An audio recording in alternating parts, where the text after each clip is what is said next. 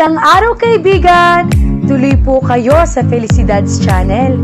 Sa mga kwento ng buhay at pag-ibig na hinalukay sa natatagong baul ni Felicidad. Pero bago po tayo magpatuloy, huwag niyo pong kalilimutan na i-like ang video, i-subscribe ang channel, at i-click ang notification bell para lagi kayong updated sa mga parating pa na upload.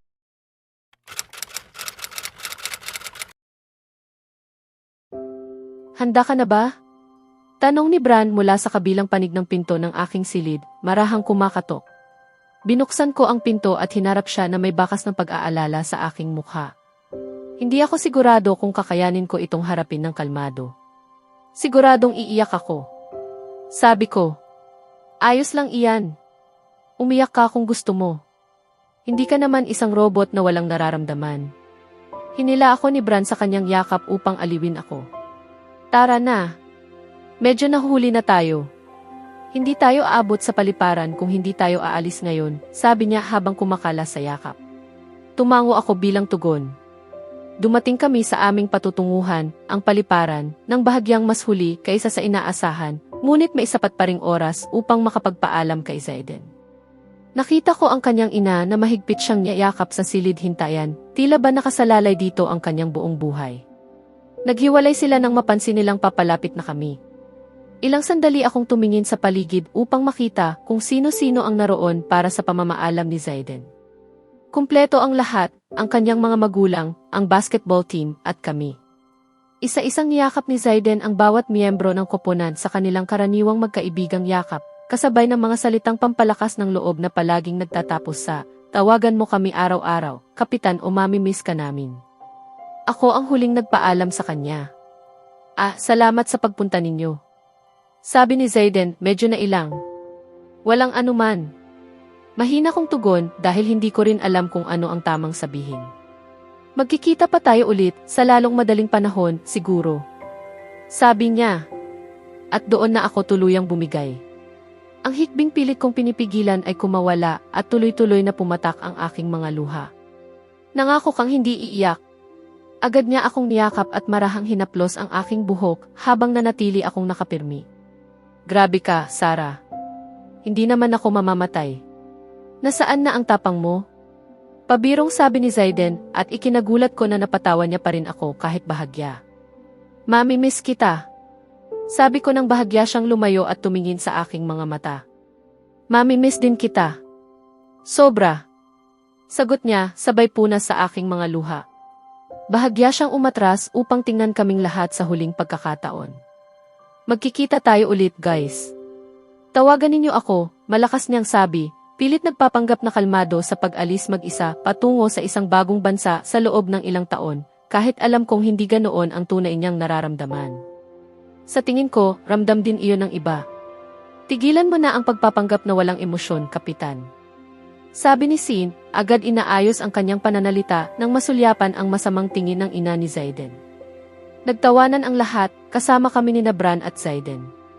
Oo nga, kapitan. Subukan mong maging tao paminsan-minsan. Hindi ka naman mamamatay dahil doon, dagdag ni Liam. At hayaan kayong tuksuhin ako habang buhay? Hindi na lang. Sagot ni Zayden, muling ikinrus ang mga braso at mumiti. Atensyon po, mga ginang at ginoo. Ang lahat ng pasaherong sasakay sa France Airlines Flight 405 mula Manila patungong Paris ay inaanyayahang mag-boarding na sa gate number 4. Maraming salamat. Ayan na ang tawag ko. Buntong hininga ni Zayden habang itinuturo ang speaker. Isang huling yakap. Sabi ni Jackson habang ibinuka ang mga braso at tumingin kay Zayden na parang tuta. Hindi ko akalaing marunong pala si Jackson ng ganoong tingin. Sige, huling yakap na. Umiti ang kapitan ng koponan at niyakap muli ang lahat ng miyembro sa huling pagkakataon. Mag-ingat ka ha. Tumawag ka kapag may nangyari at magbubuk agad kami ng flight ng ama mo. Sabi ni Mrs. Castillo habang hawak ang kamay ng kanyang anak gamit ang parehong kamay. Tumango at mumiti si Zayden bago muling lumapit sa akin. Napapangiti siya ng sobra para sa isang lalaking aalis at iiwan ang pamilya at mga kaibigan sa unang pagkakataon upang magsanay sa ibang bansa sa loob ng ilang taon. Tawagan mo ako, ha? Kahit isang beses sa isang linggo kung abala ka, sabi ko. Oo, gagawin ko.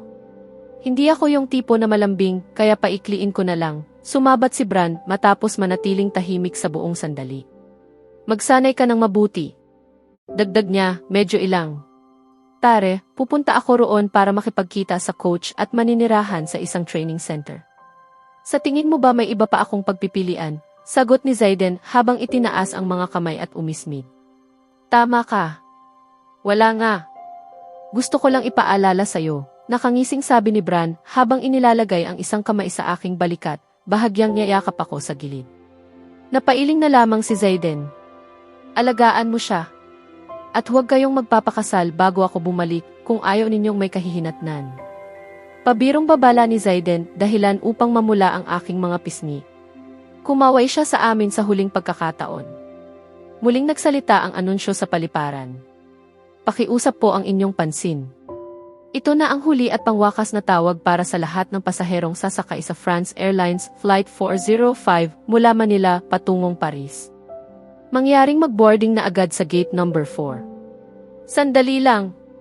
Papunta na ako. Sigaw ni Zayden patungo sa direksyon ng speaker. Sa kabutihang palad, hindi ganoon kalakas upang makatawag pansin. Pinanood namin ang kanyang matangkad na anyo na unti-unting naglaho sa gitna ng karamihan at isang patak ng luha ang muling dumaloy sa aking mata nang makita ko siyang kumaway sa amin mula sa boarding gate. Wala na si Zayden sa loob ng hindi bababa sa 2 taon. Paalam, Zayden. Umaasa akong babalik ka agad. Pagkalipas ng 6 na taon, Diyos ko, nakapapagod talaga. Hindi ko maintindihan kung bakit galit na galit siya sa akin. Bumagsak ako sa upuan, napabuntong hininga at marahang ipinukpok ang ulo sa mesa dahil sa matinding pagkabigo. Hayaan mong hulaan ko, sinigawan ka na naman ni Mr. Maingay. Tanong ni Heidi mula sa desk na katabi mismo ng akin sa kanan. Bagay na bagay sa kanya ang palayaw niya. Akala ko sasabog na ang mga tainga ko. Reklamo ko, sabay buntong hininga muli. Tiisin na lang natin, sige. Tapik niya sa likod ko bilang pampalakas ng loob. Si Heidi ang una kong naging kaibigan sa trabaho noong sabay kaming nag-i-intern. Ang kanyang maitim na kayumangging buhok na bumabagay sa kulay ng kanyang mga mata ay nagbibigay sa kanya ng kakaibang ganda na madaling mapansin. Masigla ang kanyang personalidad, madalas masayahin, bagamat nagbabago depende sa sitwasyon. Ilang taon na kaming magkasamang nagtatrabaho at naging napakalapit na rin sa paglipas ng panahon. Hindi ko alam kung bakit ko pa ginustong magtrabaho sa isang broadcasting station. Napalakas ang boses ko nang hindi sinasadya, dahilan upang mapatingin sa amin ang ilang katrabaho ng may pagkainis. Hindi ba dahil sa akin? Isang bahagyang pilyong tinig ang nagmula sa likuran namin, dahilan upang sabay kaming humarap ni Heidi sa nagsalita. Talagang hindi. Ikaw ang nagpasyang pumasok dito matapos kong sabihin na magtatrabaho ako sa ABS Broadcasting Station.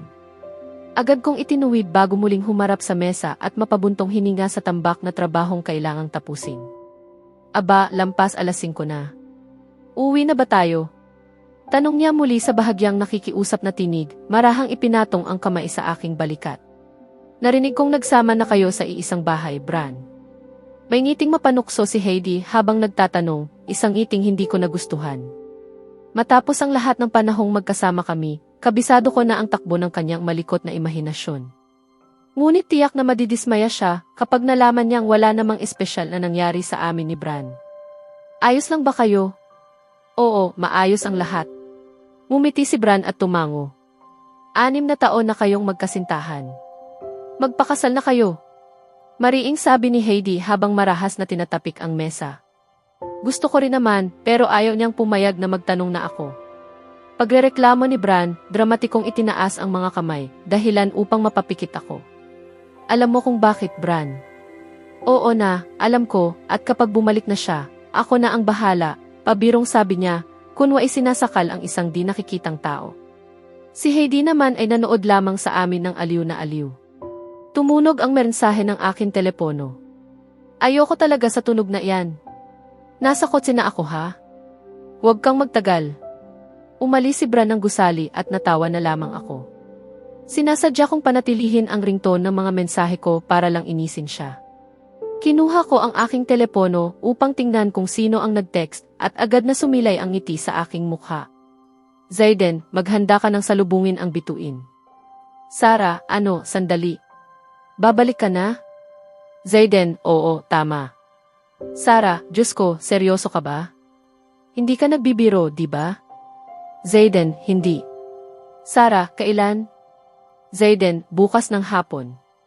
Sa paliparan ng Maynila. Sarah, ang galing. Hindi na ako makapaghintay. Zayden, ganoon din ako. Sarah, kailangan ko nang umalis. May aasikasuhin pa. Kita tayo. Mag-ingat ka sa biyahe. Zayden, oo, gagawin ko. Hindi ako makapaniwala, sa wakas, babalik na siya matapos ang 6 na buong taon. Nakakakilig. Makakausap ko na ulit si Zayden, harap-harapan, narito, totoo, at nasa harap ko. Bakit ang saya-saya mo? Tinusok ni Heidi ang aking braso at yumuko upang makita ang laman ng aking mga mensahe.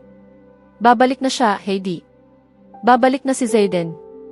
Sigaw ko sa tuwa habang minamadaling inililigpit ang aking bag at tumatakbo palabas bago pa siya makapagsalita. Hindi na ako makapaghintay na sabihin ito kay Bran. Siguradong matutuwa rin siya.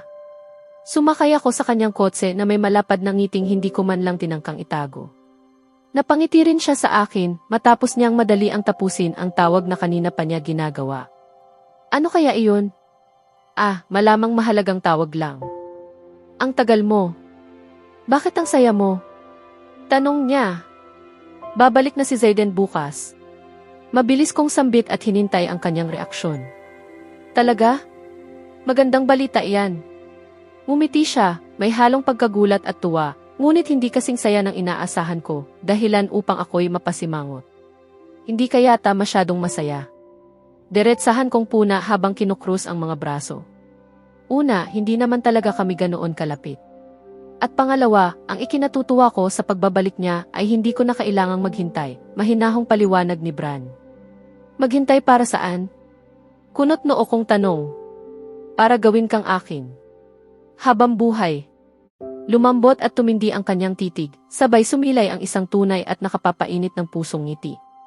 Akala ko malinaw na sinabi kong ayokong ganyan kakaisi. Nagkunwari akong walang naramdaman kahit kumabog ang dibdib ko at uminit ang aking mga pisngi.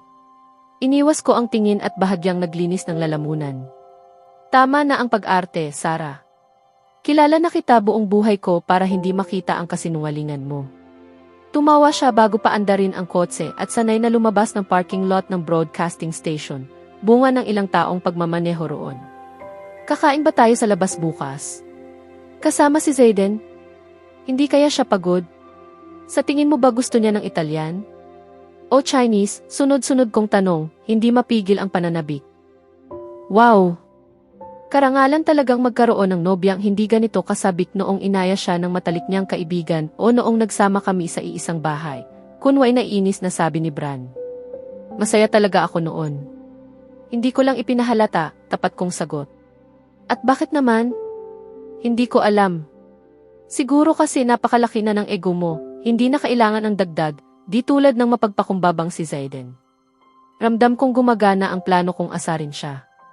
Namula ang kanyang mga tainga at mas humigpit ang hawak niya sa manibela. Napakaswerte mo at mahal na mahal kita.